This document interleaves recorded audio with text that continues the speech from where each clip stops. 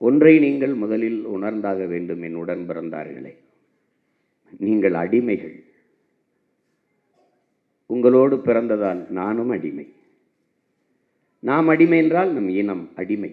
அடிமைப்பட்டு பல ஆண்டுகளாக கிடக்கிறது. அடிமை என்று எப்படி சொல்கிறாய் என்றால், ஒருவன் தன் தாய் நிலத்திலேயே தன் தாய்மொழியில் கல்வி கற்க முடியாது என்ற நிலை இருக்குமானால் அவன் உலகத்தில் மிக மிக கீழான அடிமை. அப்படியே கல்வி கற்றாலும் அவனுக்கு வேலை வாய்ப்பில் இடம் இருக்காது என்ற நிலை இருக்குமானால் இன்னும் கேவலமான அடிமை. தன் தாய்மொழியை பேசுவது, எழுதுவது, படிப்பதெல்லாம் இழிவு என்று அவனே கருதுவானானால் உலகத்தில் அவனை விட கேவலமான அடிமை எவனும் இல்லை. இந்த நிலையில் தள்ளப்பட்டு வீழ்த்தப்பட்டிருக்கிற ஒரு இனம். இத்தனை மொழிவழி மாநிலங்கள் பிரிக்கப்பட்ட போது எல்லா நிலங்களிலும் அவரவர் உரிமையை பாதுகாத்து அவரவர் அதிகாரத்தை தக்க வைத்து கொண்டு வாழ்கிற போது தமிழ் இனம் மட்டும் தன் தாய் நிலத்தில் தன் அரசியல் அதிகாரத்தையும் வலிமையையும் அதிகாரத்தையும் இழந்துவிட்டு தன் நிலத்திலேயே அடிமைப்பட்டு தாழ்ந்து கிடக்கிறது என்றால் இதைவிட உலகத்தில் அடிமைக்கு சான்று வேறு என்ன வேண்டும்? அடிமை எப்படி உருவாகிறான்? அநீதியை எதிர்க்க துணிவில்லாதவன் சகித்துக் கொள்கிறான். நபிகள் நாயகம் நமக்கு என்ன போதிக்கிறார்கள்? அநீதியை கண்டு அச்சம் கொள்ளாமல் துணிந்து எதிர்த்து நின்று போராடுகிறவன் எவனோ அவனே உண்மையான ஜிகாத்து என்கிறார்.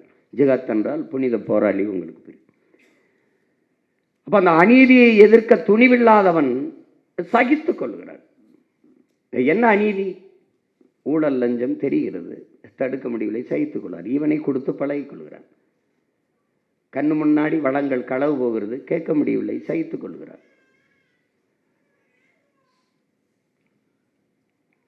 அரசே மதுவை காய்ச்சி விற்கிறது, இது ஒரு கொடுமை. அரசே நஞ்சை கொடுக்கிறது தன் குடிகளுக்கு. படிக்க வைக்கிறதில் காட்டுகிற ஆர்வத்தை விட குடிக்க வைக்கிறதில் அதிக ஆர்வம் காட்டுகிறது அரசு. இது எப்படி மக்களுக்கான அரசாக இருக்க முடியும்? ஆனால் தெரிகிறது, எதிர்க்க முடியவில்லை, சகித்துக் கொள்கிறான். அவன் ஊழல் செய்கிறானே, யாரு செய்யவில்லை? அவன் லஞ்சம் பெறுகிறானே, யாரு பெறவில்லை? இப்படி பிள்ளைகளெல்லாம் குடிச்சு கெடுகிறார்களே, யாரப்பா குடிக்கவில்லை? இப்படி சொல்லி சொல்லி சொல்லி சொல்லி சகித்துக் கொள்வதில் தான் அடிமை நிலை உருவாகிறது. தொடர்ந்து சகித்துக் கொள்பவன் அடிமையாகிறான். இப்படித்தான் அடிமை பிறக்கிறான். அப்படி அடிமைப்பட்ட இனத்தின் மக்கள் தான் நாம்.